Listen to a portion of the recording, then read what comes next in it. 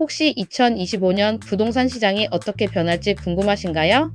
전문가들은 올해 부동산 시장이 세 가지 요소에 따라 크게 달라질 거라고 분석하는데요. 오늘 영상에서는 2025년 시장 전망과 50대가 안정적으로 투자할 수 있는 전략까지 하나씩 짚어드리겠습니다. 부동산 시장은 금리, 공급, 정책 변화에 따라 움직이는데요.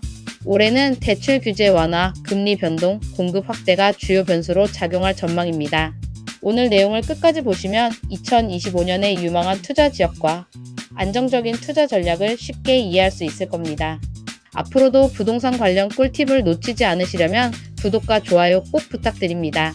2025년 부동산 시장에서 가장 중요한 변수는 금리 인하 가능성입니다.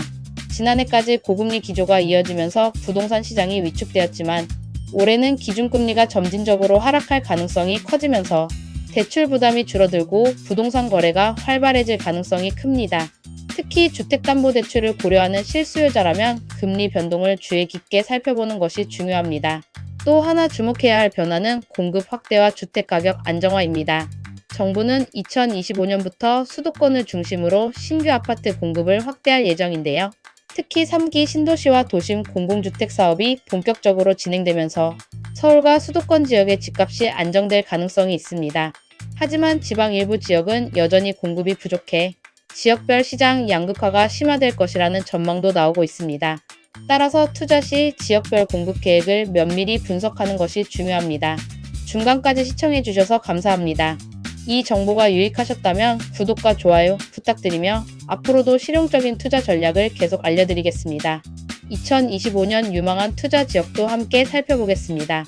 올해는 서울 외곽 지역과 GTX 노선이 지나가는 수도권 지역이 주목받을 전망입니다. GTX 개통 예정 지역은 교통이 개선되면서 직장 접근성이 높아지고 인구 유입이 증가할 가능성이 큽니다. 특히 GTX-B, GTX-C 노선이 지나는 지역은 부동산 가치 상승이 기대됩니다. 지방광역시 중에서도 인구 유입이 꾸준한 곳이 투자처로 주목받고 있습니다. 부산, 대구, 광주 같은 대도시 중심부는 기업과 대학교가 많아 실수요자가 꾸준하기 때문에 안정적인 투자처로 평가받습니다. 안정적인 투자 전략을 고민하는 분들이라면 실거주를 중심으로 접근하는 것이 중요합니다. 50대 이후에는 무리한 대출보다 현금 흐름을 안정적으로 유지하는 것이 핵심인데요. 시세 차익보다는 실거주를 겸한 안정적인 투자 방식을 고려하는 것이 바람직합니다. 소형 주택과 오피스텔도 꾸준한 수요가 있는 투자처입니다. 1. 2인 가구가 증가하면서 소형 주택과 오피스텔의 인기는 계속될 것으로 보이며 월세 수익이 안정적인 소형 주택은 은퇴 후 추가적인 수입원이 될 수 있습니다. 재건축 재개발 지역도 투자처로 많이 거론되지만 진행 속도와 규제를 반드시 확인해야 합니다. 최근 재건축 초과이익 환수제가 완화되면서 일부 강남권 재건축 단지가 다시 주목받고 있지만 재개발 투자 시에는 조합원 분양권, 조합원 지위 양도 제한 등 여러 가지 법적 요소를 반드시 검토해야 합니다. 2025년 부동산 시장에서 주의해야 할 점도 있습니다.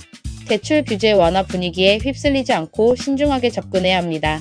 대출 한도가 늘어났다고 해서 무리하게 레버리지를 활용하면 금리 변동 시 리스크가 커질 수 있기 때문입니다. 전세 사기 및 깡통 전세도 여전히 주의해야 합니다.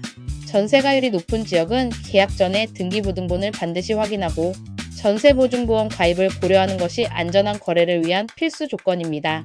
마지막으로 단기 투자보다는 장기적인 관점에서 접근하는 것이 중요합니다. 2025년 부동산 시장은 단기적으로 변동성이 클 가능성이 높기 때문에 장기 보유 전략과 안정적인 수익 창출을 목표로 투자해야 합니다. 오늘은 2025년 부동산 시장 전망과 투자 전략을 정리해 보았습니다. 다음 영상에서는 재건축 재개발 규제 변화와 기회를 소개해 드릴 예정입니다.